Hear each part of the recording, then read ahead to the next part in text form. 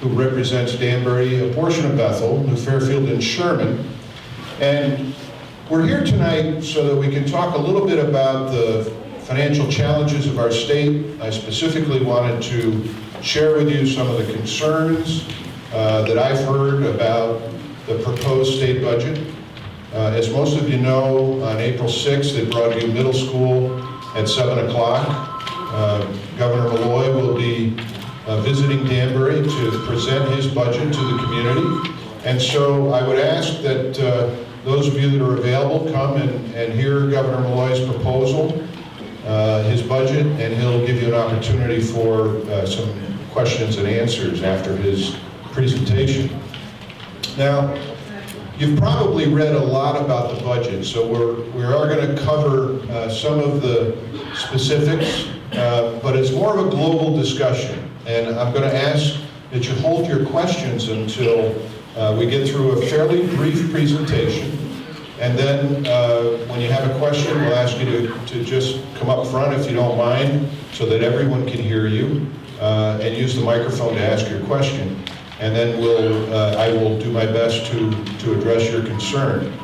I'd like to first thank Mayor Bowden for hosting us tonight. I see the Mayor's Chief of Staff, Wayne Shepard, is here. Wayne, thank you for your help. Our night Mayor, Jimmy Bargallo, thanks for your help setting everything up. I see our Registrar of Voters, Mary Ann Doran, is here.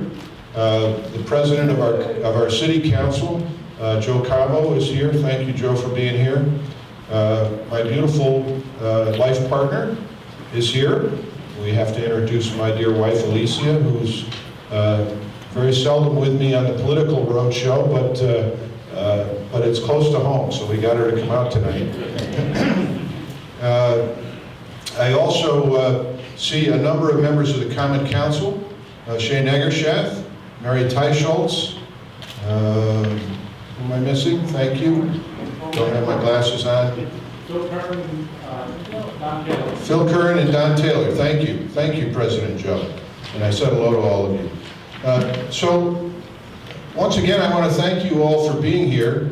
The process in the state of Connecticut is the governor presents a budget and makes a budget address and then presents it to the legislature for their final approval.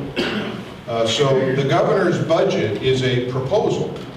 It is up to the state legislature to make the final decision. They'll pass a budget, we, the legislature, will pass a budget, and then the budget will go back to the governor for his final approval and signature, or veto, which the governor has the option to veto the budget. But I want to put into perspective some of the things that are tell us a little bit about the economy in Connecticut, and more importantly, what's happened to state spending here in Connecticut in relation to the economy and our population.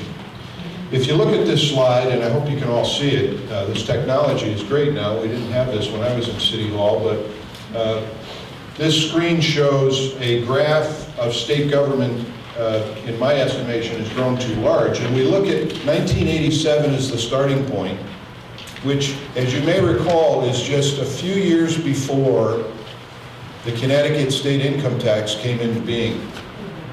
That was in 1991. So we use 1987 as the base point, so you can sort of get a feel for what happened to state government before and after the implementation of the state income tax. But the blue line shows Connecticut's population growth since 1987. That's the flat line along the bottom. We've gone up about 9% in population. The top line on this chart shows the real government expenditure, inflation adjusted. And so what you're seeing is that the current budget that's being proposed has increased, is 287% higher than the base year of 1987, with 9% growth in population. So that gives you just sort of an idea of what's happened to government in the state of Connecticut. And this is really, frankly, not unique to Connecticut. There are some states who are approaching these numbers, but Connecticut tops them all in the growth of government. The green line on this chart shows the consumer price index growth over the same period. So the consumer price index has gone up 90%. Our population has gone up 9%, but government spending has gone up 287%. So the challenge that we face is that our government has grown far too fast for the size of our state. And this is now the time for us to rethink the way that we run state government, and that's part of what we want to talk about tonight. The budget deficit that you've all heard about is monumental in many ways, but you know, we keep hearing about billions and trillions of dollars, and it's kind of hard to comprehend what that means because no one has ever seen $1 billion or $1 trillion. But to put it into perspective, if you have a large amount of waste in any operation, in a private operation, you're always going to be looking to save money. But we don't do that in government. See, government grows by creation of new laws. We pass new laws, and we determine that government should get into a new business, or should offer a new service, or should provide a new type of program to the residents of the state. And we don't do a cost-benefit analysis to find out, does it make sense?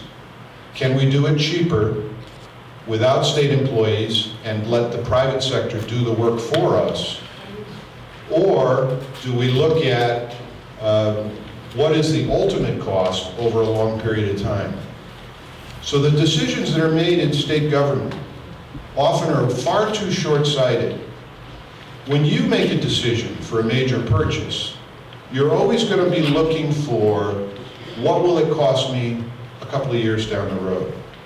We don't have that vision when we, and I say we meaning the state legislature, we don't have that same vision in results-based budgeting that you do in your own home, or that the private sector does when they create a budget.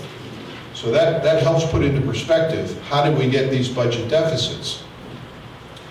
The graph shows the gap between state government revenue and spending in the current year and projected for the next 2 years. And so what happened last year was we had this huge budget deficit, but instead of cutting spending, what we did was borrow $1 billion for 10 years. So that's sort of like the CL&P bill comes and you use your MasterCard to pay for the CL&P bill, and you're making minimum monthly payments on your MasterCard. That's sort of what we did last year. The one-time measures that we used to balance the budget last year, when we had a very difficult budget challenge under Governor Rell, well, let me take a step back for a minute. We had a budget challenge last year of a little under $3 billion. The challenge this year is $7 billion. So the challenge is far greater than we had last year because the economy continued to go down over the last year. But this is what some of the one-time measures were utilized last year to balance the budget. We had federal stimulus money, often referred to as Obama bucks. That money was handed out like candy across the country, and it was about $757 million that came to the state of Connecticut that we used for education funding to balance last year's budget. So what did that do? Well, some would say that was a very good choice to make because it avoided cutting local education grants from the state of Connecticut and avoided teacher layoffs. So we all agree that we don't want to lay off teachers. We want to continue a good education program. But the reality is that we had a big hole in our education funding, and we were able to balance it only with this one-time infusion of cash from Washington, D.C. That money is gone this year.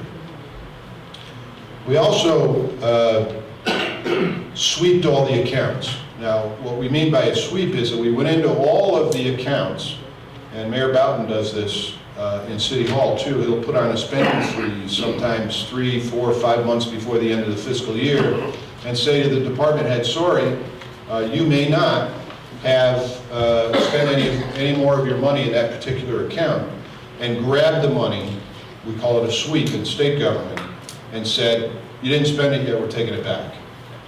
So that was $157 million. Now to put that into perspective, the budget here in Danbury is about 200. So basically we took 3/4 of the Danbury budget and just took it all back 3 months before the end of the fiscal year and said, sorry, you can't spend that money. We also had added a new tax on corporations of $2 billion. And one of the things that's probably gotten the most press and the most phone calls of complaint, did anyone get a CL&P bill and notice that there was a new tax on your bill? Let me tell you how that worked out. That was an 11th hour idea to come up with some additional funds. And so what they decided to do was to continue a tax that was ready to expire on your electric bill. It was supposed to stop. And they said, well, we're going to keep charging that and then sell the projected revenue on those electric bills to go borrow more money. They're called revenue bonds. So we took the money for the next 10 years, 7 years, and grabbed it up front to balance last year's budget. So you have to pay that for 7 years now just to pay last year's light bill. So it was those kinds of one-time infusions of cash to balance last year's budget. We also spent all of our rainy day fund, that would be your savings account. That was $1.4 billion. That money is now all gone. So basically we took all of the easy, some would say the low-hanging fruit, if you will, and grabbed all the low-hanging fruit, the savings account, the Obama bucks, your electric bill, wherever they could grab a few bucks, and the ultimate result was we now don't have any of those savings available to us to help balance the budget this year.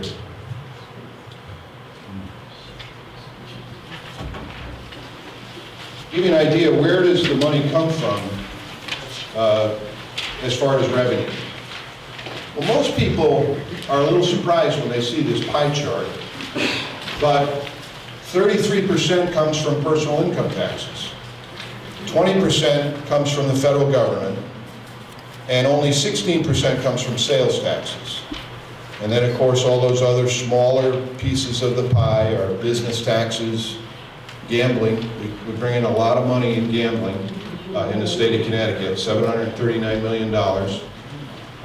Gas taxes, tobacco taxes, and things of that nature that are much smaller parts of the pie, if you will. So most people are very surprised when they see where the chunk of the money really comes from.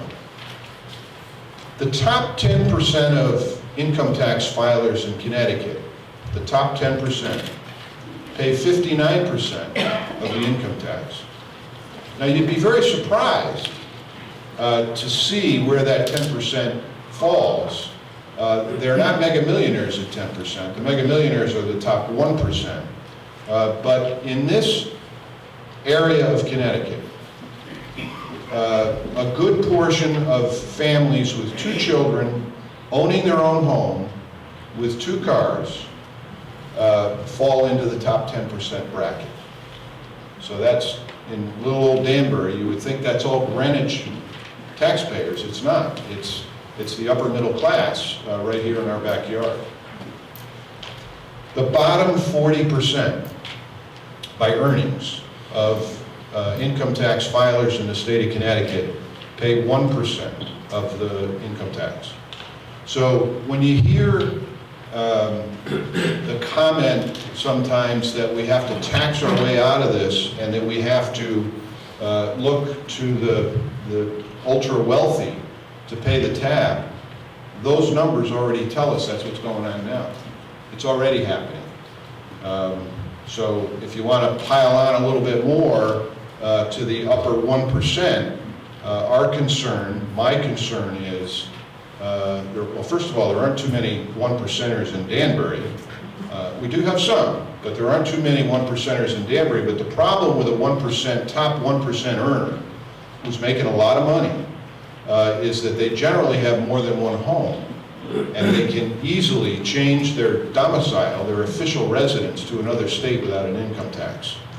So we all hear of the stories of people who live in Florida for 6 months and a day. Some of them are in our neighborhood right now, and the snowbirds are starting to come back. And that's really why some people decide to do that, because there's a tremendous tax obligation savings by having their residence elsewhere. Now, where does the money go? This is another surprise to an awful lot of people, and frankly, in some cases, it was a surprise to me. Even though I was familiar with state government, it was a surprise to me that the biggest chunk is education in the state of Connecticut. 21% of the total state budget is for education. Now, no one in this room believes that we should not provide a first-class education to the children of the state of Connecticut. I think that a lot of the people in this room, some of whom I know personally who are retired, are concerned that we spend too much money on education. However, having said that, I think that Connecticut does have some of the best, most dedicated education funding in the United States. And frankly, if you compare us to other states, even in the Northeast, where it is often considered to be the best education in the Northeast, public education, Connecticut is doing a great job. Now, there are challenges, as we all know. Major cities, even some neighborhoods of Danbury have a challenge with education. Those who are English as a second language, or English language learners, as they're known today, ELL. That presents some challenges for the public education system, but I was surprised to see that it's really 21% of the total budget that covers education. 13% is for regulation, corrections, courthouses, public safety, motor vehicles, the insurance commissioner, the labor commissioner, economic and community development, workers' compensation, things like that. That's 13%. 11% of the state budget is just to pay for our debt.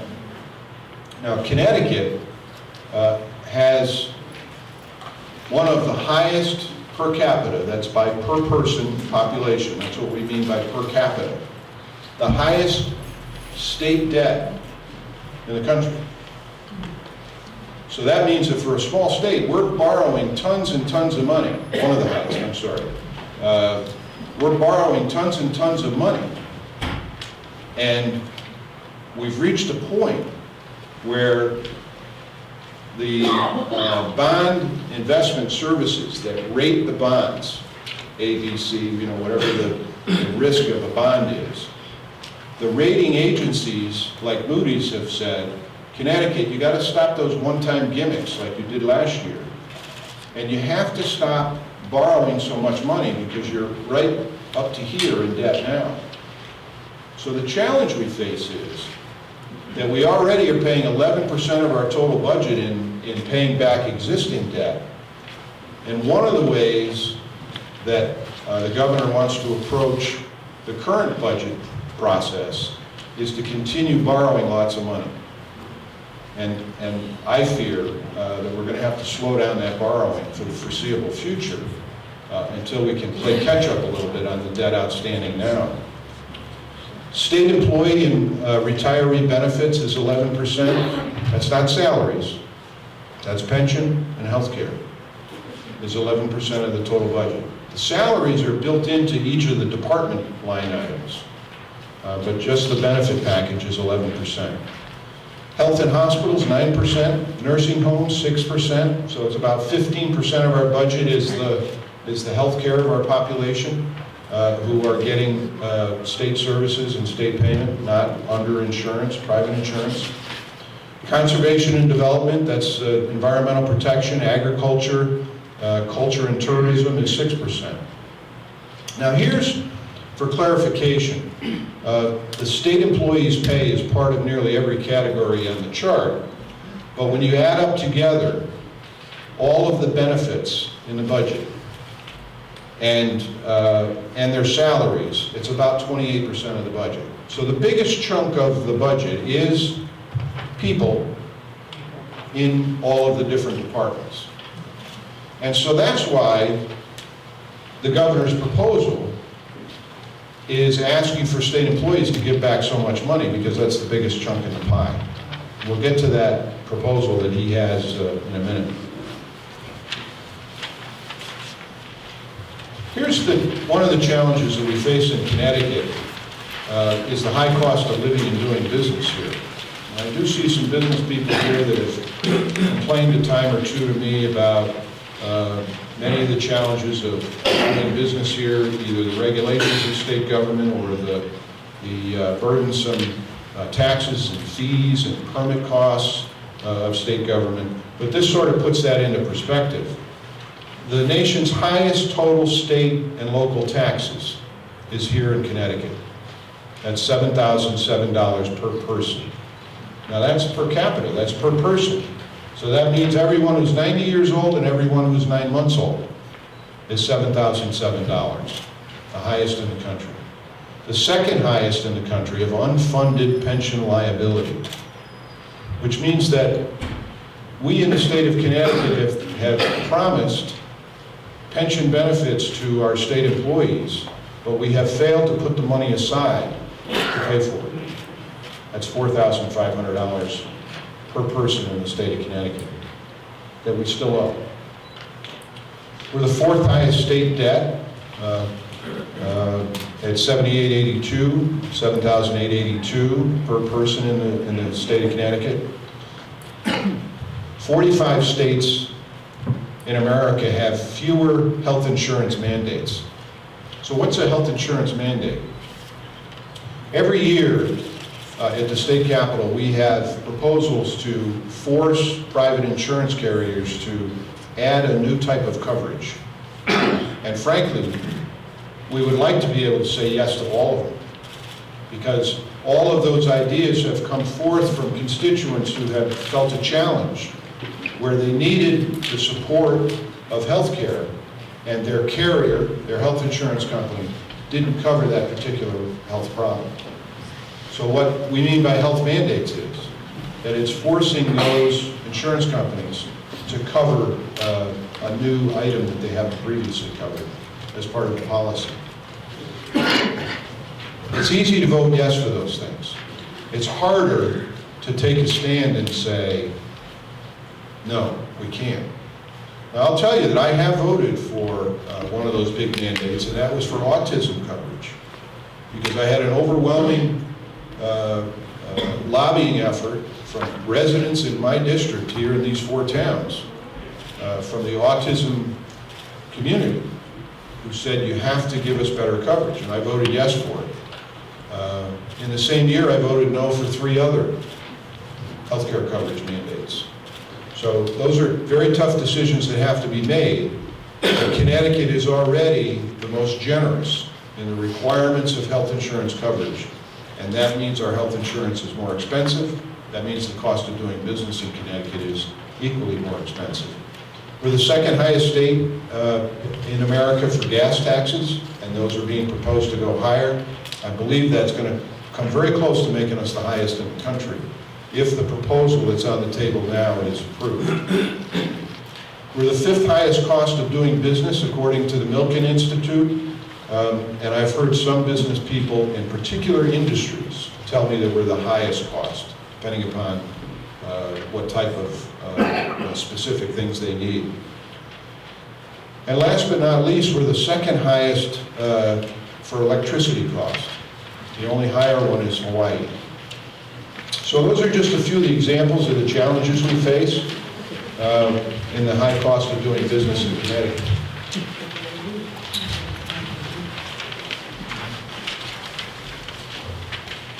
I want to touch a little bit on Governor Malloy's proposal.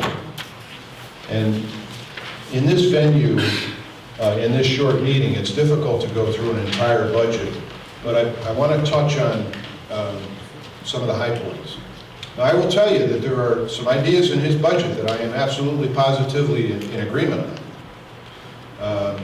What you'll hear as this progresses, this meeting progresses, is there are a number of items in the budget that I'm highly troubled with and that I think are long-term challenges for the state. The biggest problem is that Governor Malloy's budget increases spending. Now, when you hear the proposal as stating that it is decreasing spending, here's the real number. If you look at how much Governor Jody Rell's budget was before she left office, and you compare that number to the proposal from Governor Malloy for the next 2 years, Malloy's budget is higher in spending. The reason why government says that they're cutting spending is they use the basis for what we anticipate the growth should be in the next 2 years. So they have built-in growth in spending costs.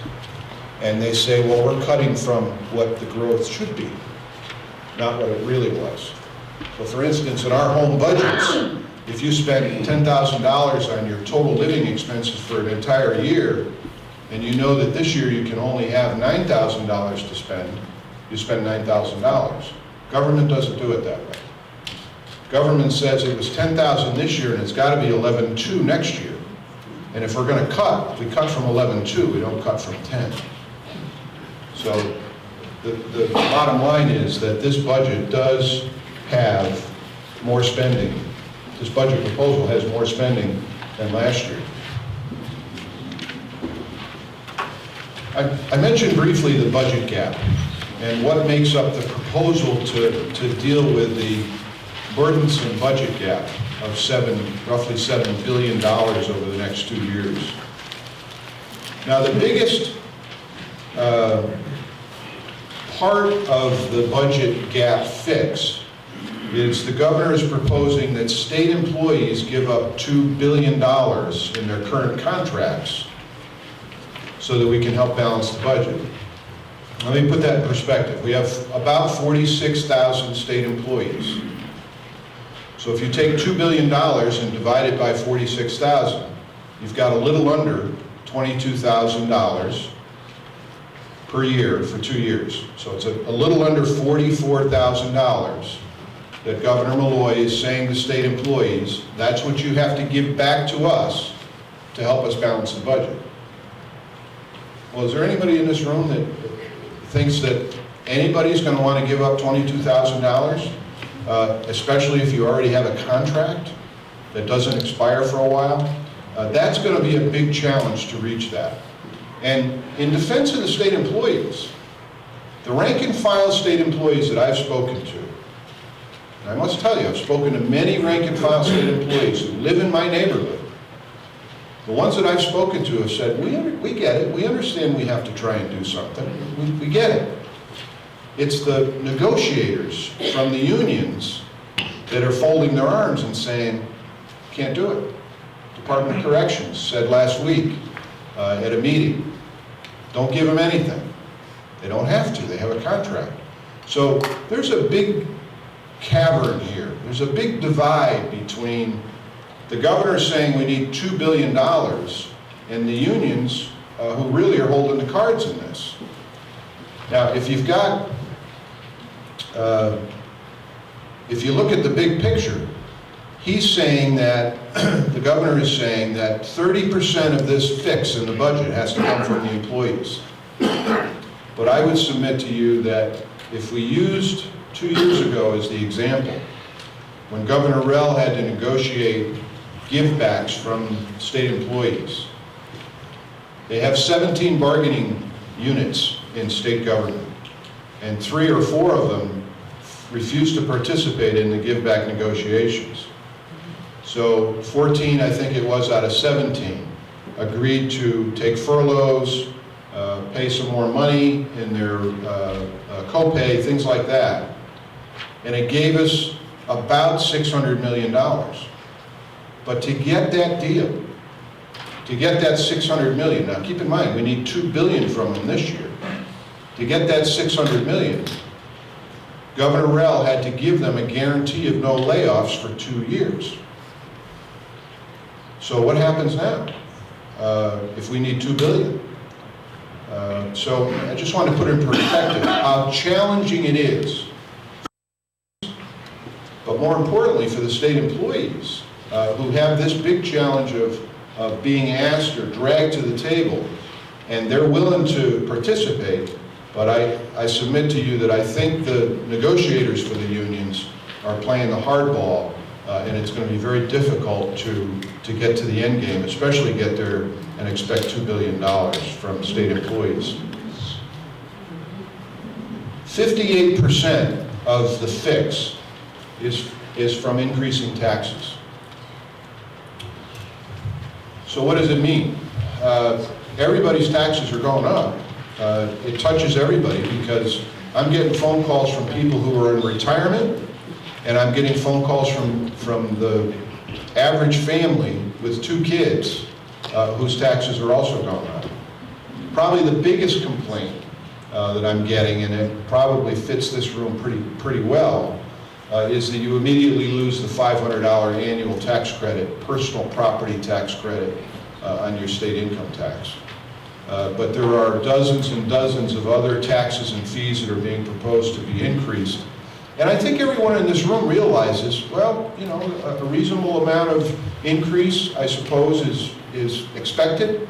But I believe that we can't ask for more taxes until we've done a really fine job of reorganizing state government, learning to live within our means, and finding more efficient ways to deliver state services with less money. We haven't done any of that yet, even though we have.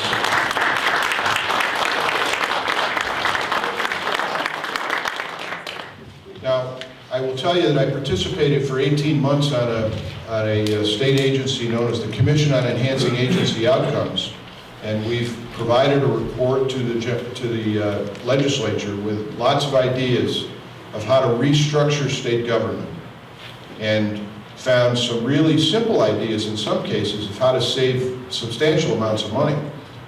One of the ways, believe it or not, is that if we could just say to all state employees and all state vendors, that means contractors and everybody, no more paper checks. We're going to pay you electronically with direct deposit. If we could just do that, it's hundreds of millions of dollars in savings every year. It's hard to count. I'm sorry. Tens of millions of dollars in savings. I made a mistake on that. Every single year, just by getting rid of paper checks. And we have to go to each and every one of the union contracts to get permission to do that. So it started with something as simple as that, and some of the other bigger proposals are how we handle our Medicare, Medicaid, our drug benefits, and things of that nature that save hundreds of millions of dollars as a potential savings. Mayor Bowden has joined us. Thank you, Mayor, for being here tonight. We appreciate that.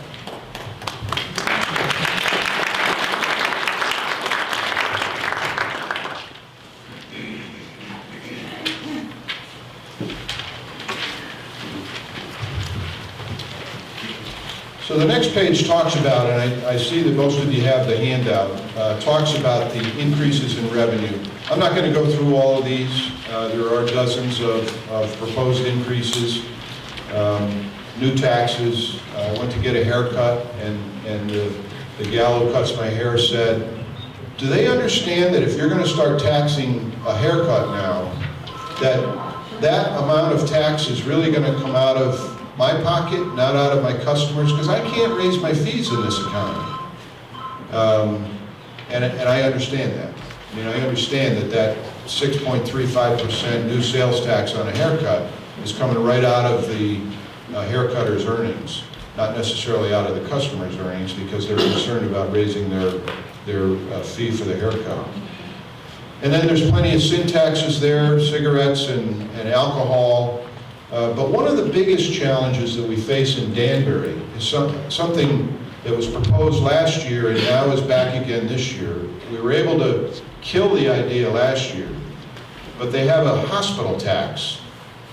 And basically what the hospital tax will do is give a higher tax to healthy hospitals, Danbury and Milford, and redistribute that tax to the unhealthy hospitals, Hartford, Bridgeport, New Haven, so that our hospitals here that are very well run, I believe, who already have challenges dealing with a very large amount of uninsured people, already participate in our community in many, many ways without direct benefit in payment of any kind.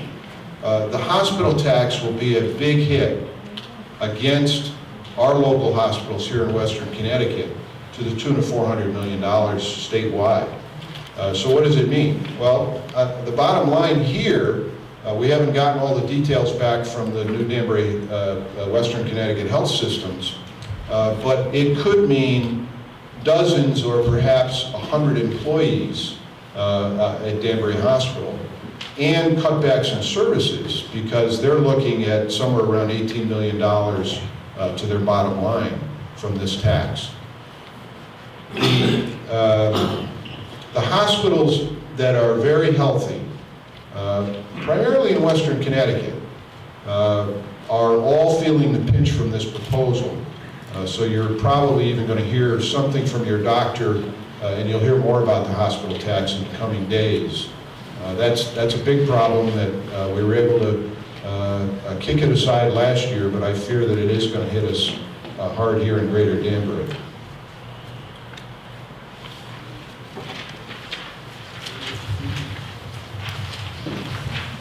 So I talked about an average family earnings. 2 kids, 1 that drives, they're homeowners, 2 people working. Earnings is $120,000 a year. That's in the top 10% that I talked about. That family is in the top 10%. But we all know that the cost of living in Connecticut, with children running at home and so forth, that 120 is not really wealthy. It's certainly living comfortable, but it's not wealthy. But we use that individual as an example of the impact of the tax proposal. And it's about $1,090 every year on that family of 4. The governor's budget proposal will impact taxpayers at every level. We use this hypothetical example because it's a fairly common family structure with the greatest earning potential. The sales tax rate would increase from 6% to 6.35%, but it would begin taxing a number of new items and services that previously were not taxed. So here's a case in point. You're going to buy a new car. The car costs $30,000. Car costs $25,000, and you're trading in your old junker, and they're going to give you $5,000 for it. So the way it is now is you would pay 6% sales tax on the gross selling price minus the trade-in, or in this case, $20,000. The new proposal says, we're not going to give you the credit on the trade-in. You have to pay the sales tax on the full selling price of the car. The question also becomes, do you also have to pay sales tax on things before you apply a discount coupon? So in some cases, if you have a 10% off coupon and you walk into PC Richard to buy something, do you have to pay the sales tax on the gross selling price? Those are the kinds of things that they're looking into now to try to grab more revenue. That is yet to be decided, but those are some of the challenges that we're concerned about.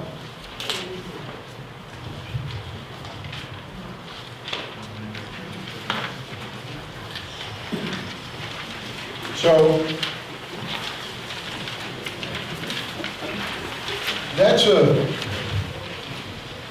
that's my summary of a real global view.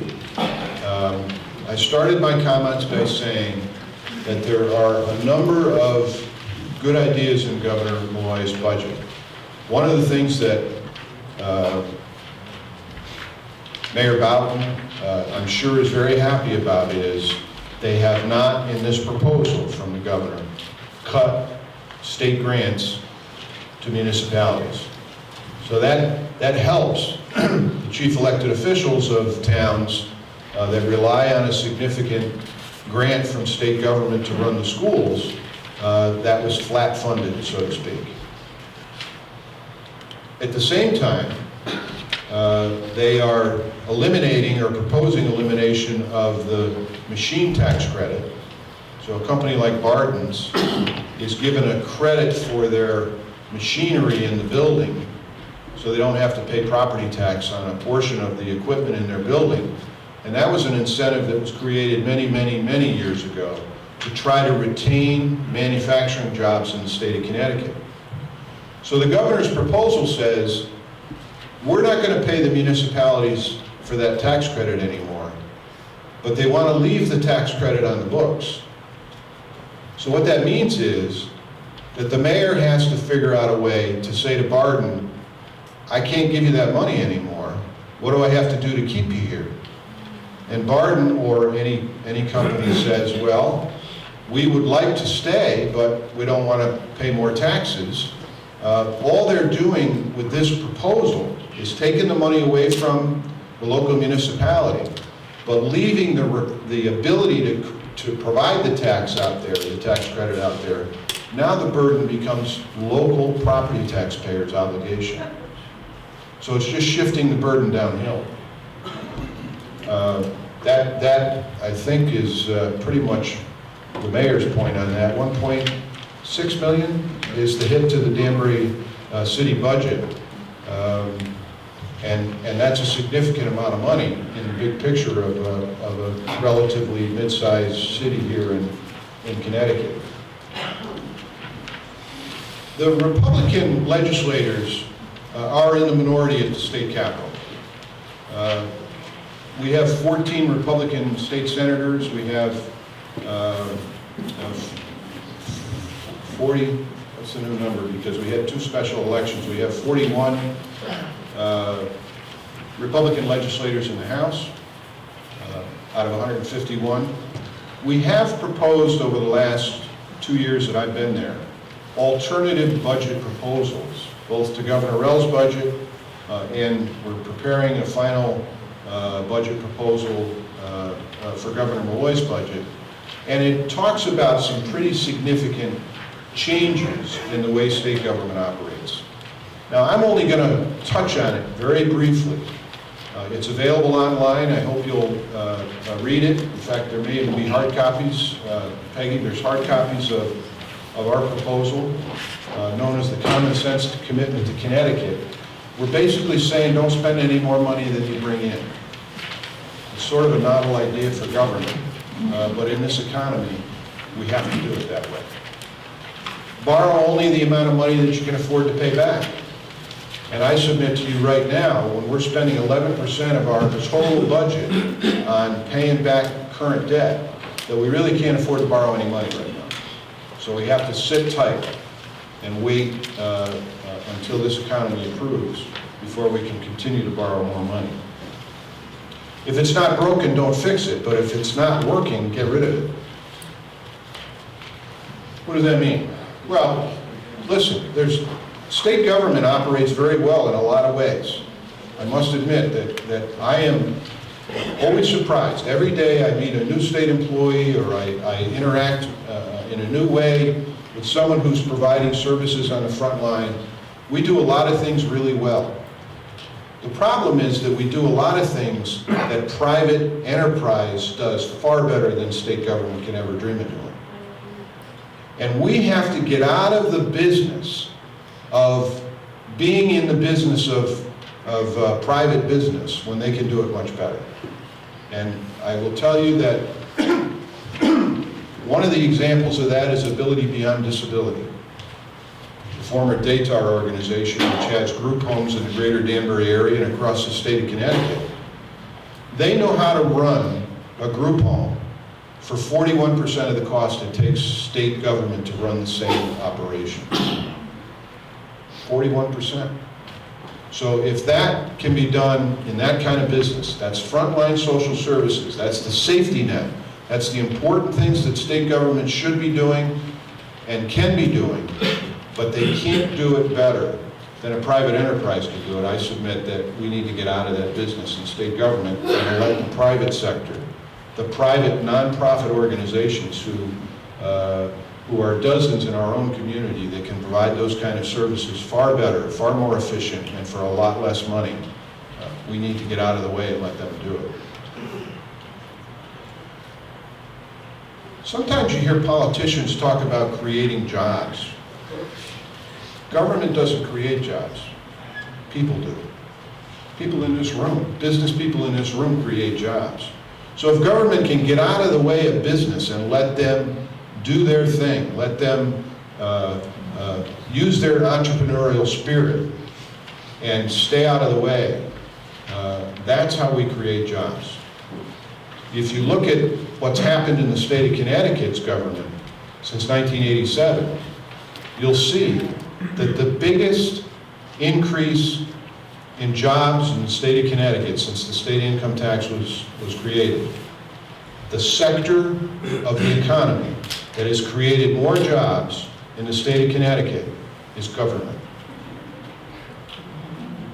Let me say that again. Since the state income tax was implemented in the state of Connecticut, the sector of business and government that has created the most jobs in the state of Connecticut is government, not the private sector, and that's wrong. So we've got to switch that so that the private sector can get back to work, manufacturing, providing services, and there are many ways that we can get about doing that. But if we keep stepping in front of business and expecting them to carry the load, they're not going to grow jobs here in Connecticut, they're going to do it elsewhere. Last but not least, I think that state government should empower local government to make decisions. State government, I think the mayor will concur with me that one of the challenges of the Connecticut legislature is something known as unfunded mandates. So what's an unfunded mandate? Well, here's an example. I mentioned to you the machinery tax credit. It's currently funded by state government through the municipality, $1.6 million. Here's another tax credit. The legislature thought it'd be a great idea to provide special tax credits to veterans. Sounds like a good idea, doesn't it? Veterans get a property tax credit.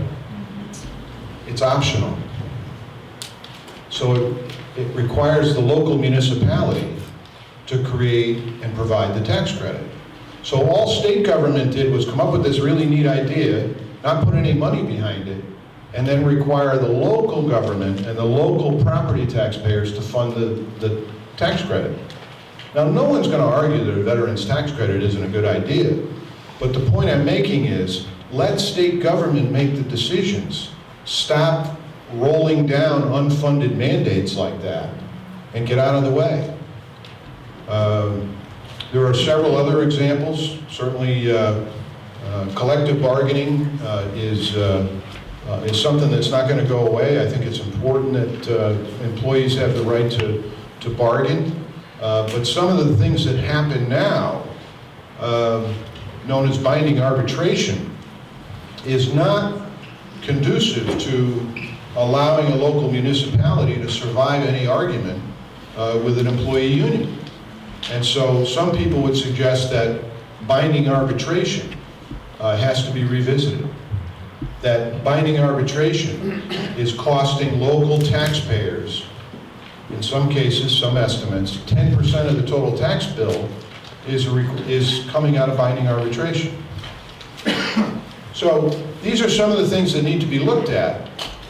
and seriously considered. But it's really going to require some tough decisions.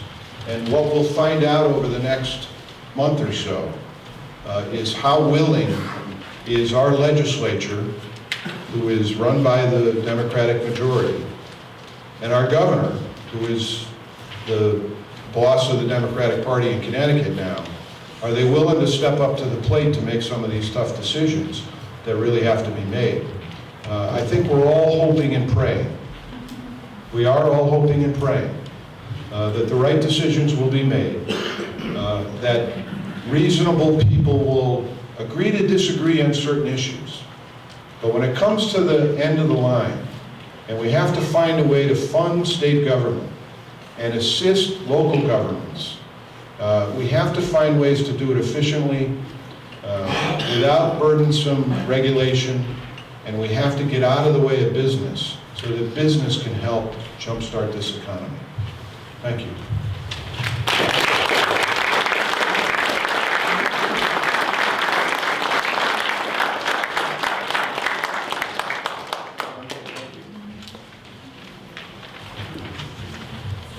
So, does anybody have any questions? What's the good news? What's the good news? Boy, was it that bad? That's pretty bad. Well, let me say that, what's the good news? We're getting reports that unemployment is going down in the state of Connecticut. We're getting very good reports about Western Connecticut in particular. Danbury's economy is far better than many other parts of the state of Connecticut. Keep in mind that Connecticut traditionally is the last one into a recession and often the last one out of a recession. Danbury has been and continues to be an economic engine to our state, and I believe that our region is faring much better. We get some good news every day about companies who are starting to, fire up their engines again. We're hearing about new jobs that are coming here, but we have to keep paying attention to the existing businesses that are here to make sure that we can help them remain healthy so that they can continue to grow. It's always nice to hear about a new company coming in or a new restaurant opening at the mall or a new store at the mall. That's all good news. But we have to really make sure that the companies that are here and have been here for years and years are getting all they need to jumpstart their business. And state government can help, I think, in a lot of ways by getting out of the way. So, recap, I think that our economy in Western Connecticut is far greater than almost everywhere else in the state. There's a couple of pockets in Eastern Connecticut where it's doing pretty good, but the Danbury area is faring fairly well. Can you talk to the impact of federal health care on our budget as we go forward and that is implemented? Well, federal health care, I've been fairly outspoken on that, and the president of my fan club in the back of the room has been sort of hammering me on that, but I think that, first of all, I think that that's the proper question for our federal legislator. But I will tell you that the Obamacare, the federal health care plan that was passed, which I frankly don't support a lot of it for a few reasons, and here's basically my major point. I do believe that the federal health care plan is basically doing what I just described to you that state government does to local municipalities. They pass an idea of a law, and they sort of pass on the burden to pay for it to other people. And that's what's happened with the federal health care plan. It's really not being funded entirely by the federal government. The burden to fund all of this new coverage is really going to be coming out of your check to the state of Connecticut on April 15th. It's the state taxpayer that's going to have to fund it. And that's an unfunded mandate from the federal government to the states. And it's sort of like, the snowball going downhill. So that's the first challenge, is that it's an unfunded mandate. I think the second challenge, and this is all fairly basic and global, this is really the question for your federal legislator, but the concern I have is that when we have to set up more bureaucracy in state government to administer what the federal health care plan, commonly referred to as Obamacare, is implemented, we're growing state government along with the federal government to implement the plan. And I think that just smacks right in the point I'm saying is government doesn't grow jobs. Let the private sector do it best. Sure, there should be regulation, but creating more bureaucracy to implement a massive new entitlement, I think is wrong-headed. And I think that we have to rethink the way that's being implemented. Sure, there are needs for uninsured. There are needs for pre-existing conditions, people who have a challenge getting insured with a pre-existing condition. The idea of being allowed to keep your college student on your own health insurance plan until age 26 sounds like a reasonable idea. Those are three really important points of the health care plan. The problem is that there are so many other mandates that are going with that that I think it's overwhelming. And ultimately, it's going to roll downhill to the states. About $1 billion to state taxpayers just in Connecticut that we know of. And we don't even know the impact of this whole thing yet, but it's about $1 billion so far a year. And ultimately, if the burden is on the state, well, isn't the state going to keep passing it on down to the local taxpayer? So now it's back to the property tax again. So it's a big challenge. Listen, we all understand, everybody in this room says, nobody's going to disagree that our healthcare system needs fixing. But if our healthcare system is broken the way some people say it is, then why are people coming from all over the world to get their healthcare here?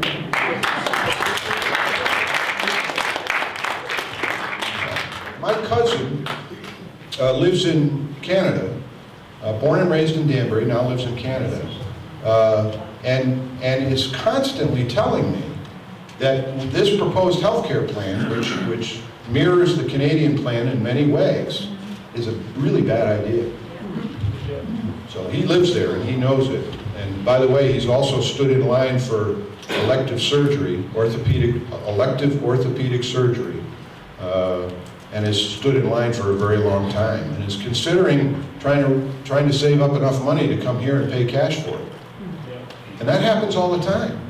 I remember when my mom and dad had a home in Florida, they had friends, and this is quite a long time ago, they had friends from Canada who would come to Florida for the winter and have their health care taken care of while they were here in the States. So very, very challenging question, not one that I can answer here very easily, but that is a question really for our federal legislators. Yeah, pretty good answer, I think. Yeah, very good.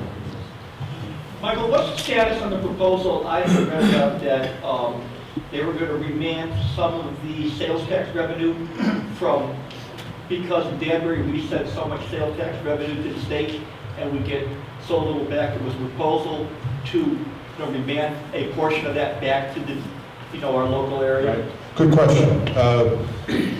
Mr. Taylor was saying that the new proposal for sales tax increases is supposed to give some money out of that sales tax pot to the local governments. So if you use that calculation,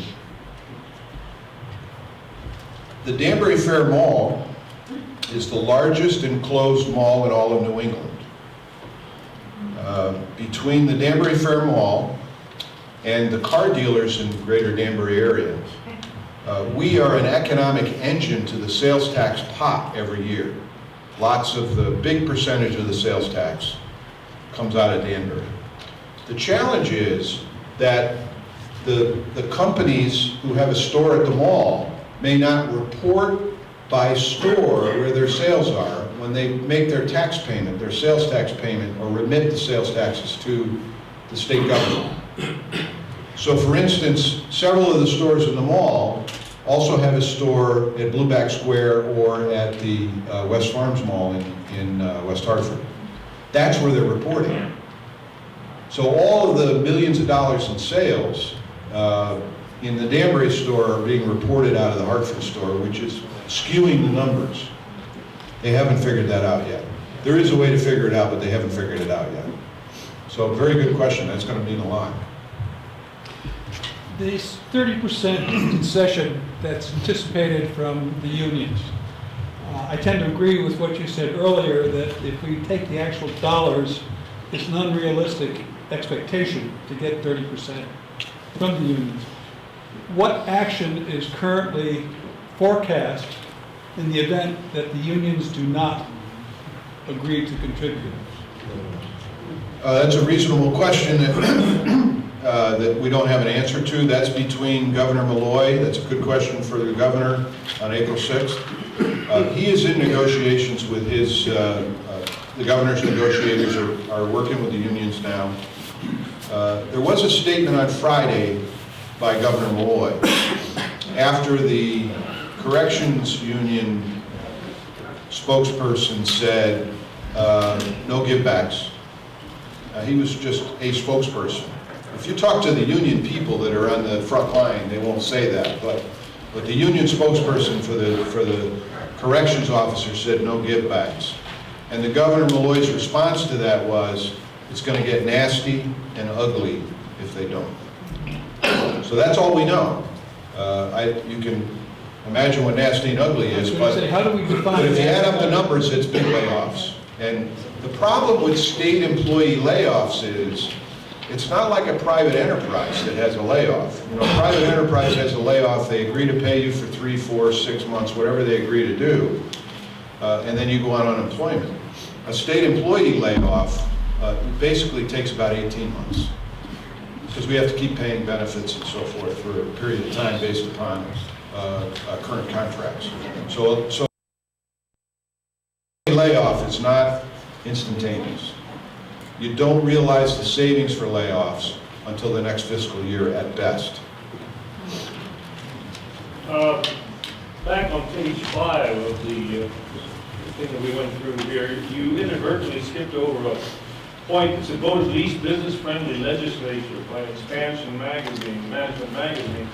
And I just wondered, first of all, if you could address that, why that is, and then the question of what can be done to make it easier, particularly small businesses, make it easier for small businesses to open up in Connecticut in general. I speak from a personal experience of having opened a small business here in Danbury many years ago, and I had a national franchise blueprint for the plans for the shop. And the city of Danbury insisted that I have a local architect draw plans for my shop, even though I had this approved national plan.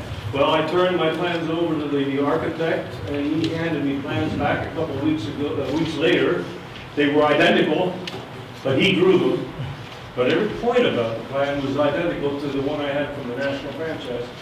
But it cost me $5,000, which could be a breaking point for some people getting into business, and that was not very business friendly. So, what can Connecticut do to make it easier for businesses to open and exist without undue regulation? Well, that sounds like a somewhat unusual scenario. I believe that there are national, well, let's talk about building code. There's national building codes which the city of Danbury uses.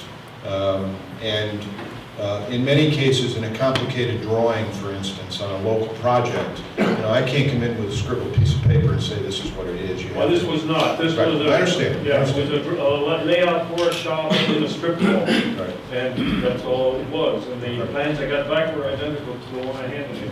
I can't answer that particular But that question. was- We'll do some research and find out, but let me give you an idea. You said, why are we rated so low as being business friendly? Let me just take The a least global. business-friendly legislature, too. I'm interested in that statement.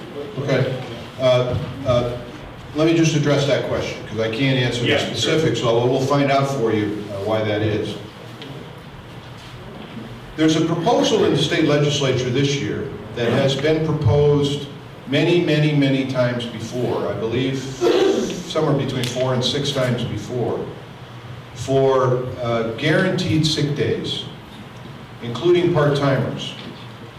So what does that mean? Well, for a small business owner, that means that their part-timer that comes to work after school now has to qualify for paid sick leave. Part-timers that work in restaurants, same thing. So the restaurant businesses and the small businesses, even the summer camp operation at the YMCA is saying, you're going to force us to take our summer workers and give them paid sick leave. You can't do that. So all you're going to do, if you pass that bill, is reduce the number of jobs available in that business. So the YMCA says, I'm going to hire fewer camp counselors for the summer, and the restaurant business is saying, I'm going to hire fewer people in my kitchen, and so on. That proposal keeps coming back. So it scares people.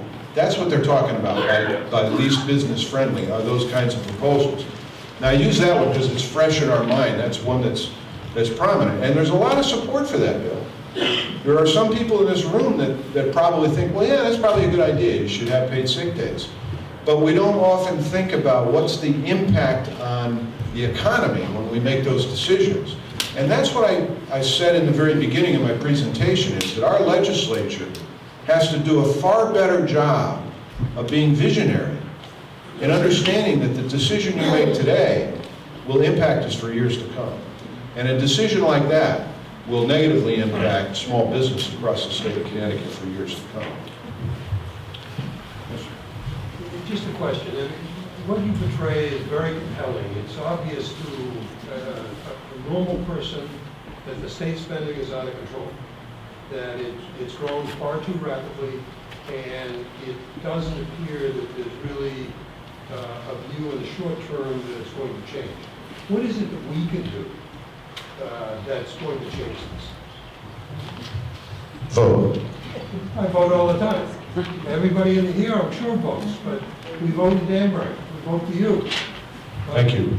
You're welcome. What can you do?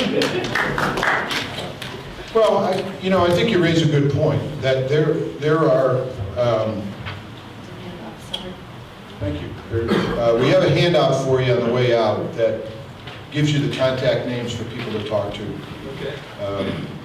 There's people in this room who probably have not been inclined to write letters or pick up the phone and talk to elected officials, but Can I ask you a question on Sure. that? When I call my congressman, I get some administrator that answers the phone and takes down a message. I don't get a response, so I don't make calls. I write letters and I get form responses back. So I'm not sure what the value is. Yeah. How do you have an impact? Well, let me tell you that it's very different for you to be called in Washington, D.C. than to be calling your state senator. But let me tell you what it means, Okay. having worked even in the mayor's office. When I get a handwritten letter, Handwritten. listen, when I get a handwritten letter, and it could be a note card, I disagree with you or I agree with you, I usually pick up the phone and call that person, because I don't get very many of those. When I get a typewritten letter, I respond to it.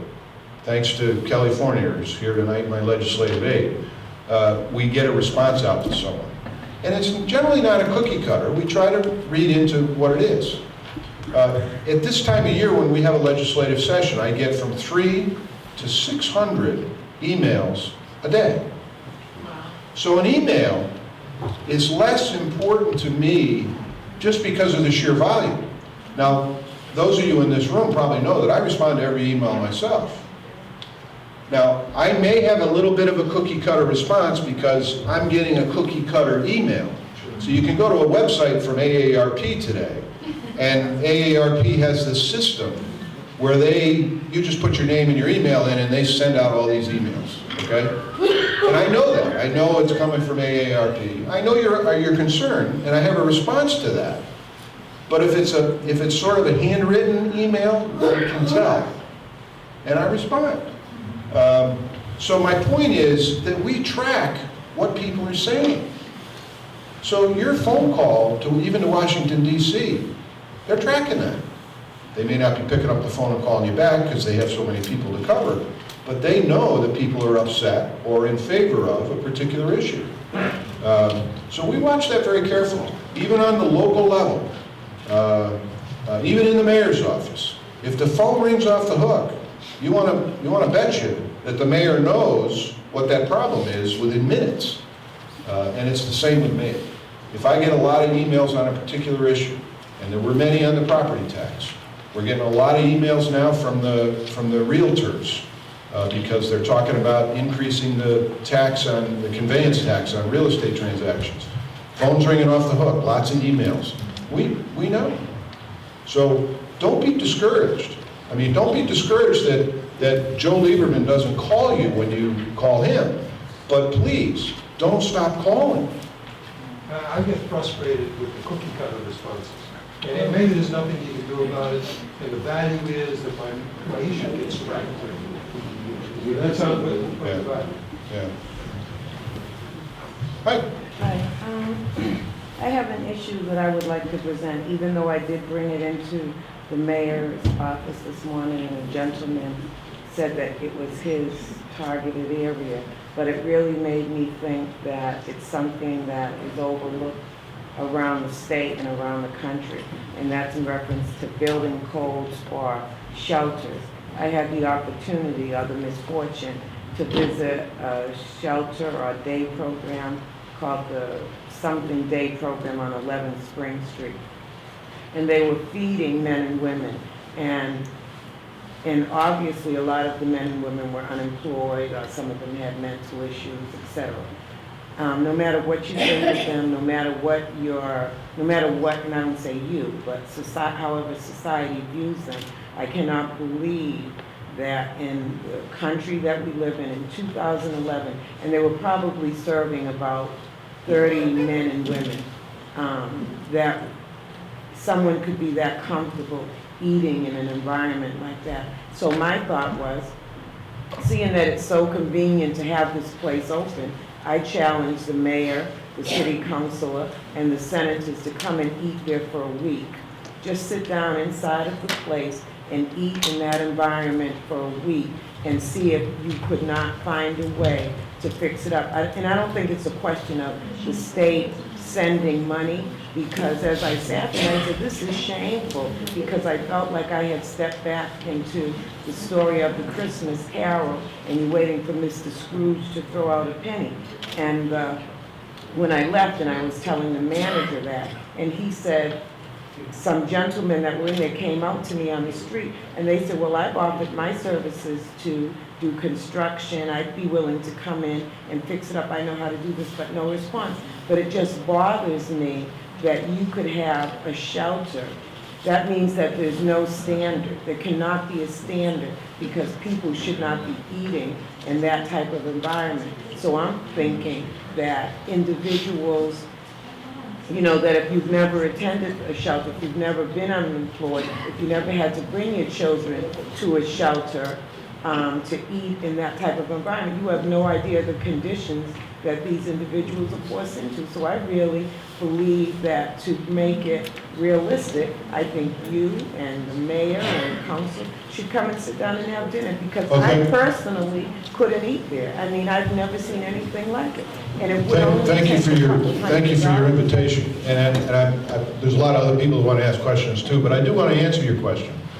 I know that facility very well. I've been there many times. And as I look around the room, that's a nonprofit organization. That's not a government-funded I organization. realize that. Okay. And as I look around the room, I see probably a half a dozen volunteers that go there on their own time to provide the service and bring the food and do all that. So I guess I'll acknowledge that it's not my dining room. I don't have a dining room. It's not Shirley's dining room, but God bless the people that are doing the work there. Well, I'm not So, trying to I curse, understand, no, I'm not understand. trying to curse the people that are doing the work. I'm just saying you can get comfortable with how other people are living when it's not your dining room. Now, there's a place in Boston called Rosie's Place. Everybody's place cannot look like that, but there has to be a standard where you can go in and say, I feel comfortable knowing that if someone comes in off of the street, that there's a safe and sanitary place. And that place is not safe and sanitary. It provides Thank great you. food. Just real quick, I invite the questioner to come to the city-owned shelter on New Street. And obviously, it's a much different facility. And certainly, Dorothy Day, as you mentioned, is not a city-owned shelter. We do routinely do health inspections there to ensure that our health code is being met. But and I've been there many times, and I've eaten there many times, as well as at the New Street shelter. So, but I encourage you to check out also, as you know, the Jericho Partnership runs an outstanding shelter over at Maple Avenue. They do a wonderful job there as well. So I appreciate you bringing that to our attention, and we'll certainly look at it. And I respect your comments. But let me say one thing about the Danbury community. And I hear this from my fellow legislators across the state of Connecticut. This community is providing services without government assistance that are not available in other communities. And I'm very proud of that. And can we do better? Yeah, I think we can keep striving to do better. And can we improve that facility? We probably ought to try and figure out a way to do that. But I just want you to know, in comparison to our other communities in Connecticut, we are excelling and doing a great job without government assistance. Other questions? In the back. Pat, sorry, I can't see you. Hi, my question is, what is the quota for state police speeding tickets in the state? It's ridiculous. I drive a sports car, I do 70 miles an hour, I'm getting buzzed by. This area of Danbury alone has so many accidents between 2 and 8 and 9, and it's all speeding.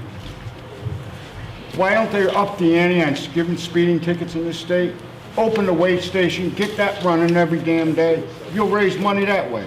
You don't have to raise taxes on everybody. Let's save some money. Let's get people working. We had a show at WestCon last year. There was 6 employees supposed to be working that day. They were sitting on their butts for 6 hours. That is not work. That is wasteful spending. We have to stop spending money. Not raising taxes on gas. For alcohol, yes, raise it. You want to cut down drinking, raise it. What about cigars? You forgot about cigars. Thank you.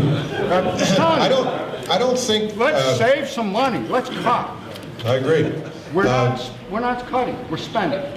We're wasteful spending. So you're telling me to slow down, and my wife agrees. And You guys. And I don't believe that the state police have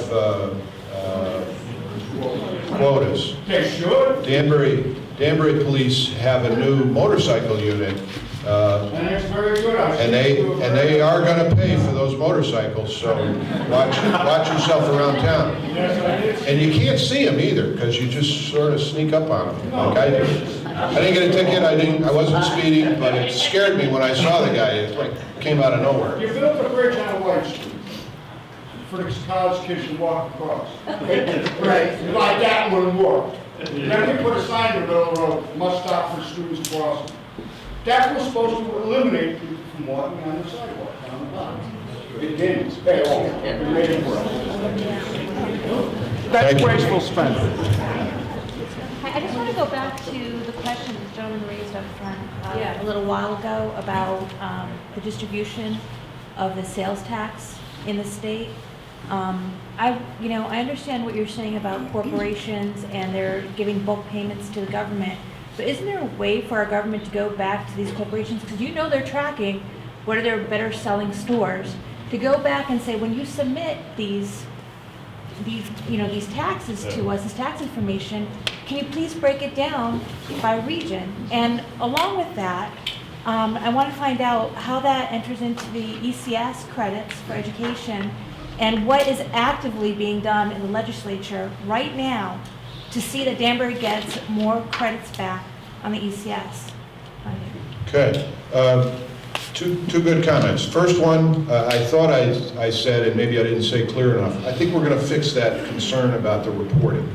I think that Danbury is going to get its fair share, assuming that this proposal passes. I think they're going to figure out a way to do that, because this guy sitting in the corner isn't going to put up with Farmington getting his sales tax money, right? Or our taxpayers getting the money. The ECS funding challenge has been a challenge since I was in school. And if I'm not mistaken, it was 7 years ago that the mayor joined several other chief elected officials and sued the state of Connecticut to fix the program. It's still not fixed. It's not going to be fixed in this budget. It is making progress, though, with changing the formulas that should be more favorable to a municipality like Danbury. But the problem is that fixes cost lots of money. So they're not going to be anxious to fix it now because they are so broke, they have to reform other parts of state government before they can get to that. If they fix it the way it should be fixed, they probably have to lose a third of the state government employees just to pay for it. And that's not going to happen anytime soon. So a fix is in the works, and so is Super 7. I don't mean to dismiss you, but I just want you to know that it's on the table, they're thinking about it, they're working on it, it's been in court, and a fix is coming, but it won't come this year. With some of these new taxes that they're talking about, like the clothing and footwear under $50 and whatnot, is there a way to earmark some of these proposals to see that the money goes, instead of it going to a general fund where there's no real transparency as to where the money's being spent, is there a way to earmark it and a way to make sure, a way to ensure, I should say, that, certain cities are getting equitable amounts of the distribution of the funds, of the revenue that they're creating? Well, that's kind of like you earmark your own budget at home. You've got certain income and you put it in a certain bucket and it's going to stay there. Government doesn't earmark well. Probably the best example of government not earmarking well is Social Security. There's a Social Security trust fund. The problem is it's full of IOUs from the federal government. So state government is the same way. We have a transportation fund that's supposed to be just fix the roads, but they keep grabbing the money, spending it on something else. The lockbox idea doesn't work well traditionally in federal government or state government. But I believe that if some of that money from the sales tax does indeed, with this proposal, trickle down to the local municipalities, they're doing a real good job of managing the limited resources they have available, and they're going to figure out a way to put the right resources in the right place, based upon comments like yours. Sure. I think the major problem is not so much the taxing, but you got to stop the spending. You have to, really, cut the spending. What do you think is the chances of getting the lawyer to cut back on spending, which is going up another $500 million right there, and really cut the spending, state government's going about, and you local government, it's about 3 times the rents of the economy. Soon everybody will be working for the state. That occurs, there's no way to pay for it. Well, that's totally unsustainable. Yeah, I think you're right, and that's the federal government too. I mean, when I was talking about the growth of jobs in the state of Connecticut, the largest growth was from the government sector. We're already proving that we're relying on government to do too much, frankly. I think that's a great question to ask the governor when he comes on April 6th. I can't speak for him. I wouldn't try to speak for him in that regard, but there are some really tough decisions that have to occur. And frankly, when the state employees, if they don't come to the table, there's going to be some forced cuts in state spending that'll be pretty dramatic. I've been on a school board, adults union spend, And basically what I've seen is that the union management, all the senior personnel, and they all have the last in, first out kind of thing. So if somebody gets fired, it's supposed to be off their time. It's those younger employees. So they don't want to negotiate. They'll take the raises and keep the raises, and they're gonna give you a give back. But the new guys get fired, and the old guys who are running the unions, take home their pay. And that's the way it's worked, and unless you change the law and say, you know, we're gonna have to have everybody vote on this in the union, and not just deal with negotiators, you're not gonna get those give backs. Right. Well, you know, you raise a good point. Last in, first out is common practice in government. You are hearing about some areas very close to us, not in Connecticut, but some states very close to us that are actually thinking about, it's not last in, first out anymore. We're actually going to look at your merits of how you work as an employee before we decide who gets laid off first. So that's being considered in other states and been passed in a few states already. I don't see that in Connecticut in the foreseeable future with this legislature or with this government. I mean, Connecticut's very pro-union because you get the prevailing wage things. It costs 30% more for a building on the prevailing wage than built by private contractors. And almost everything, if you look at cities will, like say, privatize something like garbage collection, typically costs have gone down by 30%. So when you privatize things, you generally save 30% of the money. Okay? So the state doesn't want to privatize anything, they just want to be union friendly, and that costs a lot of money. Thank you. Gentleman behind you. Does the state employees pay union dues? I believe they do. Well, then why don't the union pay their retirement?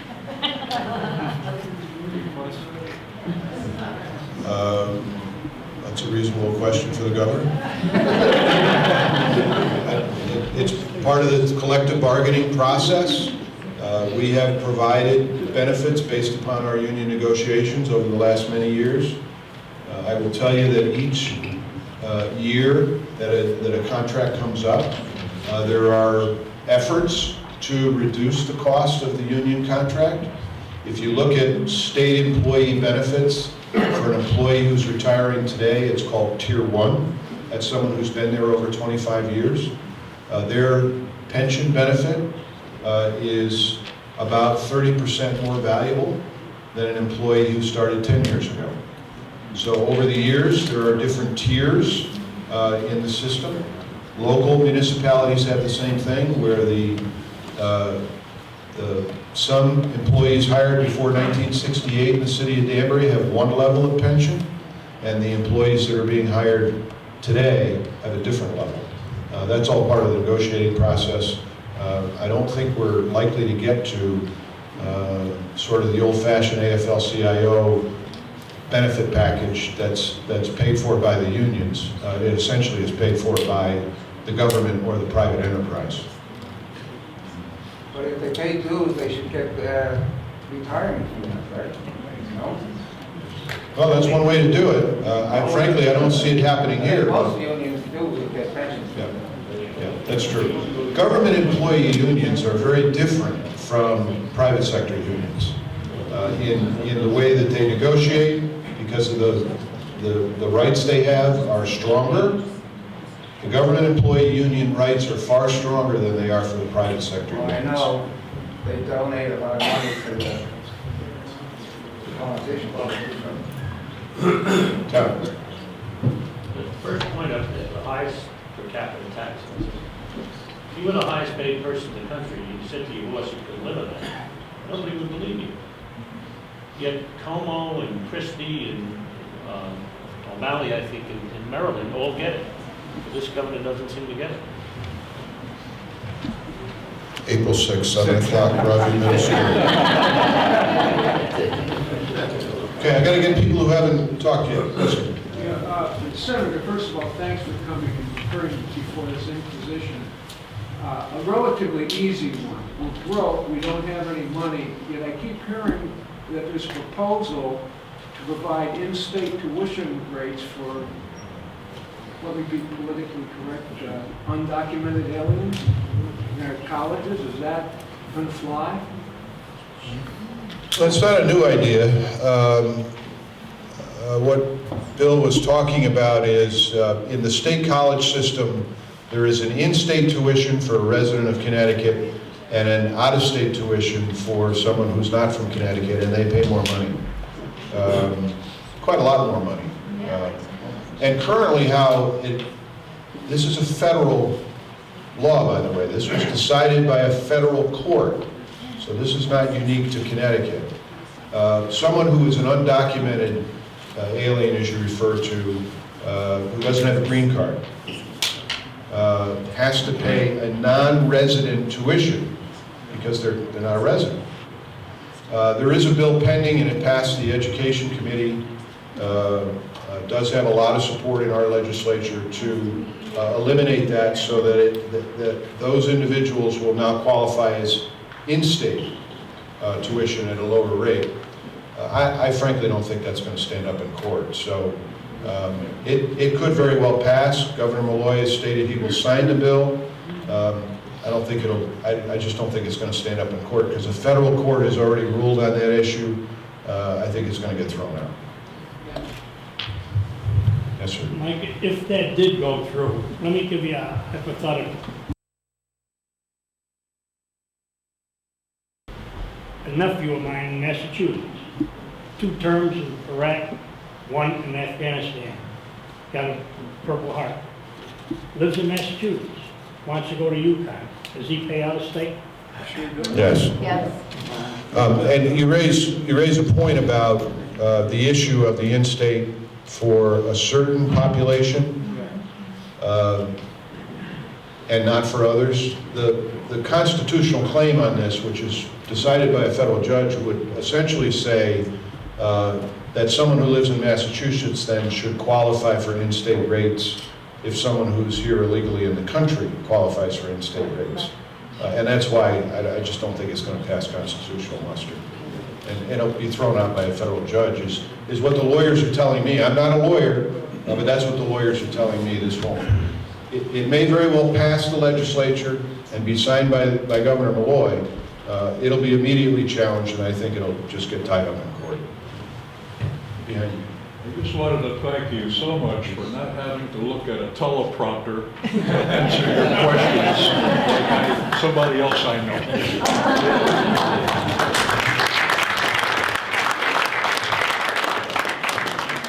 Thank you. I studied my notes before I came. Hi, Mike. I want to go back to the gentleman in the front that brought up about what we can do. And I know you sent me a personal email back, and Mike does respond to everybody that he does get emails from, so my kudos to you, Mike, on that. I think the big thing is that going through my mind, if everybody remembers the income tax from Governor Weicker. All right, we protested in the state of Connecticut. We wrote letters. We had petitions, and we still were defeated. I'm really, my heart goes out. What can I do? I don't think we can do enough, because if we couldn't defeat the income tax, how are we going to defeat Governor Malloy's proposals? Can you tell me that? Join the Tea Party. Well, that's part of it. I can't minimize the importance of participation in the political process. Right from the beginning in the campaign process, all the way through to the legislative process. And I can't also urge you enough to keep contacting your elected officials. When you got something on your mind, we can't read your mind. Right. You have to tell us. And I must say that sometimes I'm surprised what people call me about. I'm still concerned about what they're concerned about, but sometimes I'm surprised because I just never thought about it before. I'll give you a case in point. Here's an example, sort of a silly example, but I took a little bit of heat for it, so I want to explain it. I got an email from a family who was upset following last Veterans Day that their child came home from school and the father asked the child, "What did you learn about Veterans Day today?" And the child said, "Nothing. What's that?" And so the parents wrote to me, email, and said, can you do something about that? I mean, shouldn't we be teaching the kids something about Veterans Day and Memorial Day? And I said, you're right, we should. That's a good idea. So I submitted a bill in the legislature, and it got a public hearing. I'm sorry, it did not get a public hearing. But we submitted the bill to raise the issue for conversation. Now, this might take a few years to make it happen, but that's citizen participation in government. That was their bill in the legislature. That was not Mike McLachlan's bill. They had a concern. And by the way, when I did some research, I found out a lot of people were concerned about it, especially the veterans organizations. So what we discovered in that process was that we can do veteran awareness education in the public school system, and actually all the schools in Danbury, and it won't cost government a dime. Because if I'm not mistaken, there's a dozen veterans in this room who would love to go into the schools and talk about Veterans Day. So there you have it. Participation. You gotta raise your hand when So you got something on your write mind. letters, do petitions, do whatever. You gotta write, you gotta call. You know, I'll go back to the point. Email is lowest impact. It's convenient, it's lowest impact. Phone call, pretty good impact. Form letter, okay. Handwritten note, I'm calling you. That's how I handle it. So, Thank you. all the way in the back.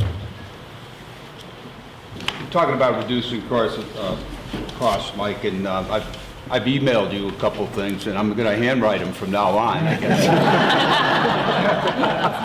But you did respond. Did I kick you aside? I'm sorry. Yeah. In any organization, be it private business, federal government, state or local, we all know the big expense of people costs. And you're working on it on the pension piece, and we've got to change that, because one of the emails that I sent you is the Bureau of Labor came out, and I've got the figures here, but it's about a $10 to $15 difference between public sector and private sector per hour. And that's a big hit for the taxpayer to continue to do that type of funding. I've got a question on Medicaid, which is driving state expenses, because the states have to pay for that. Today's Wall Street Journal, the state of Rhode Island, our next door neighbor, went to the federal government and asked for a waiver on the way they distribute Medicaid expenses. It has saved them over $1 billion in 18 months. Are you guys thinking about anything like that at the state legislature to go forward to the federal government and ask for a waiver, and go visit Rhode Island and ask them, how did you implement this thing to save that kind of bucks? And you can comment on it. The other one I want to ask you on is what we're doing in the state government. Every department, and I know people that work for the state, they've got their own payroll, they've got their own this, duplication of effort. Where's the consolidation? In a business, when things get tough, they look to consolidate so that we don't have 18 people doing the same job.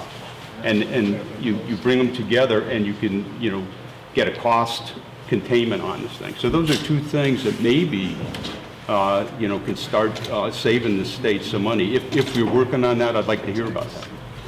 Okay, I think that was 3 questions, but first, pension.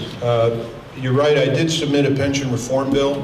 There were more than one, but I'll cover the primary one, and that was suggesting that state government employees hired beginning July 1, 2011, this is prospective, not looking back, would qualify for 401k, or what's known as defined contribution plan, as opposed to the pension plan we have now, which costs about 60% more. So 401k, that's what I had in the private sector myself.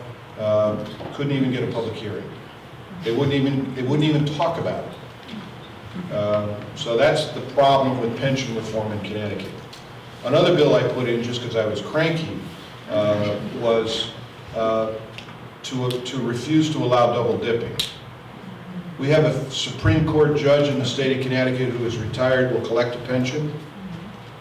It's all legit. She's done her state service, qualifies for a pension. Now is going to be a commissioner of the state of Connecticut and will collect a salary of $160,000 a year in addition to her pension. So I submitted a bill to say, no, you can't have them both at the same time. You can have your pension when the time comes, but you can't have it now. Couldn't get a public hearing. So that's the pension issue. The Rhode Island waiver, I've raised that issue, and I've been dismissed instantly saying Rhode Island's going to regret it, was the response I got. Rhode Island will regret it. We don't know. The jury's still out on whether or not the Rhode Island waiver would work for Connecticut.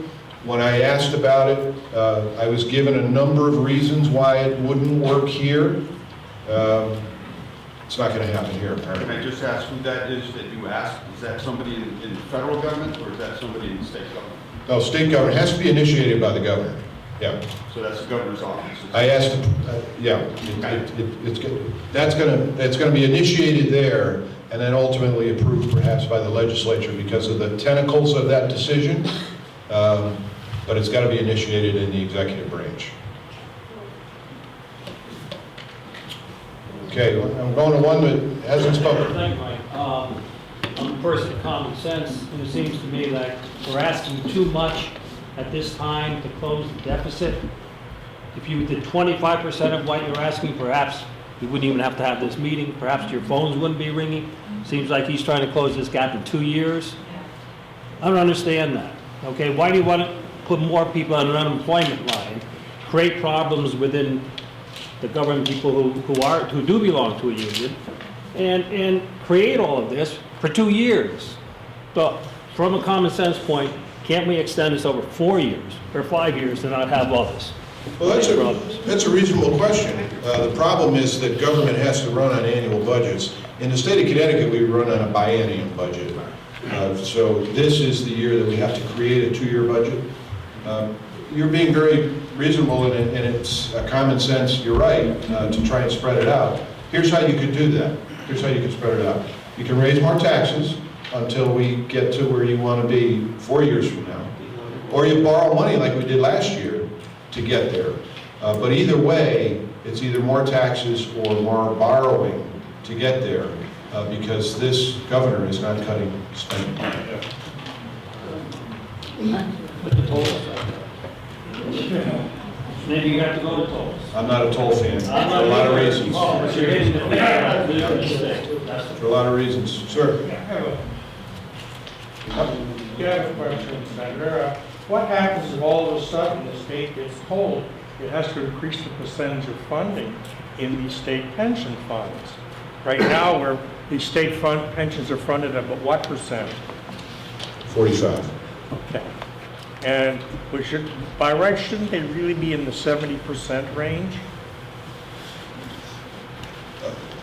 Well, if you use GASB 45 and GAAP, you use the normal accounting principles that private industry has to use, it would have to be a far higher number, approaching 80%. Mr. Robinson. Two things. I'm sure you're aware that the chairman of the Transportation Committee was on TV on Sunday talking about tolls. I think Route 11 as well as border tolls. I know you're not. I know you oppose it, as well as on a bipartisan level, most state legislators in this area. What is being done to combat the drumbeat of bringing back tolls in Connecticut? And number two, Sunday liquor sales. I know it died in committee, but there's a chance it could come back in the General Assembly. What is your stance on Sunday liquor sales? Thank you for those questions. I've vigorously opposed tolls since I arrived at the legislature because the first proposal when I got there was for border tolls, meaning they were going to put them in Danbury, Greenwich, Northern Connecticut, and Rhode Island border. And I oppose them specifically because it's an unfair regional tax. That means that the people that live in our area get to pay the tolls because we live around the tolls, and the people in central Connecticut that don't cross the border don't have to. So I thought it was patently unfair. More importantly, I thought it was a challenge to more traffic on local roads in close proximity to the borders, because if you think about people, sometimes they'll drive a couple of miles to save $5 in a store. They'll certainly get off the highway one exit early to save $3 on a toll. And I thought that the toll diversion traffic was going to be detrimental to our region, and that means Danbury, New Fairfield, and Sherman. Tolls probably are not a dead issue. It died in the Transportation Committee. Our process means that we have a certain deadline that we're allowed to look at particular issues. If the committee approves of something, they pass it out of committee and it goes to the floor of the House or the Senate for further consideration. It has died in that part of the process. Tolls can be revived in the back room by way of an amendment and come back out on the floor, which it likely will. So tolls are not dead yet. I think they're coming back because when the state employee unions don't come up with $2 billion, you bet you they're going to go find some more money. I'm opposed to Sunday sales of liquor. Listen, I'm outnumbered on that. They tell me, or at least the liquor companies tell me that 70% of Connecticut residents are in favor of Sunday sales of liquor. I spent a good part of my working career in the car business, and I left the car business when the car dealers opened on Sundays, because I burned out. I was working 7 days a week. And that's what the package store owners are telling us about Sunday sales. Stu Leonard's is open already. Doesn't affect them. Stop and Shop and A&P, they're open already. Doesn't affect them. They just get to open up that shade, the curtain over the beard. But the local package store owner in Danbury, and we've got 27 package stores, little neighborhood package stores here in Danbury, they are telling me that they can't afford to hire another employee to work the extra shift on a Sunday, and all it means is their 100-hour week goes to 110. And I agree with them on that. I agree that we can't burn out these small package stores. And here's the other point. When we changed our liquor sales in Connecticut from Monday through Saturday until 8 p.m., and we went to 9 p.m., the liquor store owners told me something that was not a surprise to me. The only difference in their sales were the people that raced in the door at 5 of 8 now are racing in the door at 5 of 9. So I think the point is, give them a rest. I don't see a significant increase in state revenue by the taxes that will be collected from Sunday sales. I don't want to burn out a small business owner. That's why I'm opposed to it. It will come back the same way I told you. It died in committee. Representative Joe Taversack chairs that committee. And, he gets credit for squashing that idea in the committee process. It's coming back in the back room, I'm sure. Okay, well, we've hit our 8 o'clock time limit.